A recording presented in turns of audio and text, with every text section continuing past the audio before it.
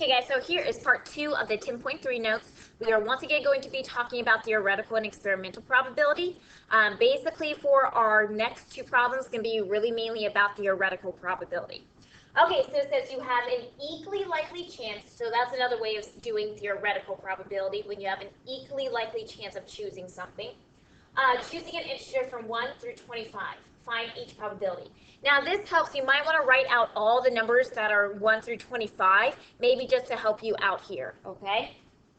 So the first one is probability finding an integer less than 10. Now remember, we did something like this in our part 1 of the video where we were finding a number less than 3. Remember, we will not include the number they have there. So we do not include 10 because we want numbers less than that. Well, all the numbers less than that are basically 1, 2, 3, 4, 5, 6, 7, 8, and 9. So we have 9 over, and then we have a total of 25 numbers, okay? Now here we cannot simplify, so 9 out of 25 would be that. Or, once again, you can write your answer as a decimal. That is another way. So we also have 0.036. So both ways are good to write. Okay, so B, a perfect square. So kind of know your perfect squares. Maybe we should list those to kind of help us out. So remember, perfect squares are 1, we got 4. Now if you're wondering, how do we get our perfect squares? Remember, take your number and square it. So 1 squared gives us 1. 2 squared gives us 4. What's 3 squared? That gives us 9. 4 squared, 16. 5 squared, 25. And that's really the largest that we can go to because we are only picking integers between 1 and 25. So let's count here. We have 1, 2, 3, 4, 5 out of 25. Now, if you do a fraction, you got to make sure it's simplified. So this is going to be 1/5, or you can write it as a decimal, and that's going to be 0.2.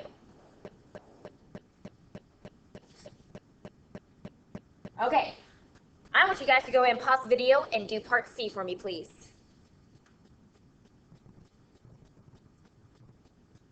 Okay, let's see what you got. So you got multiples of 3. So let's figure this out here, okay? So multiples of 3, we do include 3, so that's 3.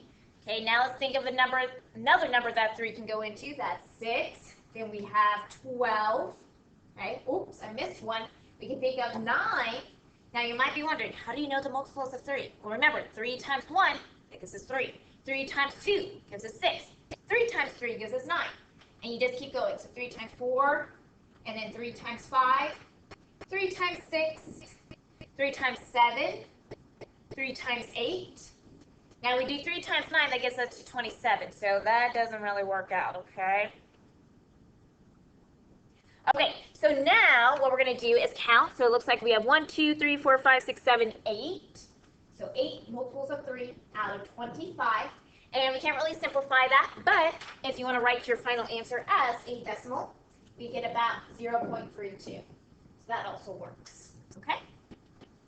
Okay, so now we're going to be talking about a standard deck of cards. Now, you should have the copy of this deck of cards on Schoology, so make sure you have that printed or always just have that open while you're doing these, especially if you don't know all the different suits, the cards, and the types and that stuff. Okay, now they kind of told us here we have 4 each type of card.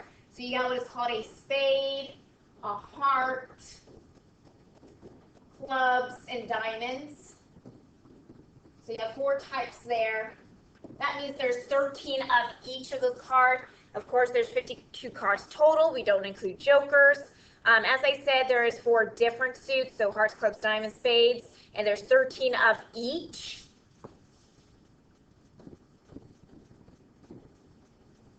Okay, face cards are your king, queen, and jack. You basically have one of those each suite, and then aces, there's one of each in there as well. Okay, so the probability of getting a queen. Now this means we can get a queen of spades, queen of hearts, queen of clubs, and queen of diamonds. This is once again using theoretical probability because we're doing if it was an equally likely chance here of picking these type of cards. Now because there is one queen in each suit, and there's 4 suits, that means we have a total of 4 queens. Now we also have a total of 52 cards in our deck. Now that means we do need to simplify our fraction here. So when we do simplify our fraction, we should get 1 over 13. And if you want to write it as a decimal, it would be something like this. I am going to round to 4 decimal places. So 7, 6, anything 9 there? Yes. So that'd be our final answer. So just know there's a queen of hearts, queen of diamonds, queen of clubs, and spades. So that's 4 different ones. Okay, now let's figure out probability of a spade. So a spade is a type of suit. So remember, there are 13 of cards in that suit. So that means with our spades, we will have 13 over 52, okay? And that does simplify to 1/4. And if you want to do a decimal, that'll be 0.25, okay? Okay, make sure you watch part 3 of this video. We're going to do more with experimental probability.